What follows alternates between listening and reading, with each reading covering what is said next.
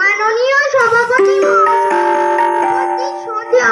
শিক্ষক শিক্ষিকাবৃন্দ ও আমার ভাই বন্ধু বোনেরা, সকলকে যথাযোগ্য সম্মান জানিয়ে আমি 2-4 কথা আলোকপাত করছি। আজ 2025 সালের 15ই আগস্ট আমাদের মাতৃভূমি ভারতবর্ষের স্বাধীনতা দিবস।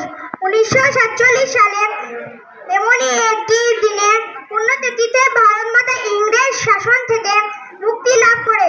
ইতিহাসের দিকে চোখ ফেরালে দেখতে পাই 1757 সালের 23শে জুন পলাশীর যুদ্ধে বাংলা তথা ভারতের স্বাধীনতা অর্পিত হয়। তারপর বহু শহীদ জীবন মৃত্যুকে পথের ভিত করে হাসি মুখে ফাঁসির মঞ্চে জীবন দিয়েছে তরতাজা কিশোর ক্ষুদিরাম বসু। দেশমাতাকে মুক্ত করতে হাসি মুখে ফাঁসির দড়ি গলায় দিয়েছেন। এরকম হাজার হাজার দেশপ্রেমিক দেশমাতাকে মুক্তির সংগ্রামে ঝাঁপিয়ে পড়েছিলেন। নারীরা পুরুষের শক্তি রূপে দেশমাতাকে মুক্ত করতেন। ইংরেজদের সঙ্গে প্রচন্ড সংগ্রামে লিপ্ত হয়েছে প্রতিলতা ওয়াদ্দেদার, কল্পনা দত্ত, মাতঙ্গিনী হাজরা, ঝাঁসির রানী লক্ষ্মীবাঈ আমাদের স্বাধীনতা করতে প্রাণ দিয়েছে। অবশেষে 1947 সালে এমনই একটি দিনে চির আকাঙ্ক্ষিত স্বাধীনতা আমরা পেয়েছি।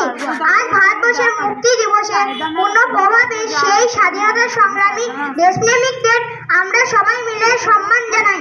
এই বলে আমি আমার ছোট্ট বক্তব্য শেষ করছি।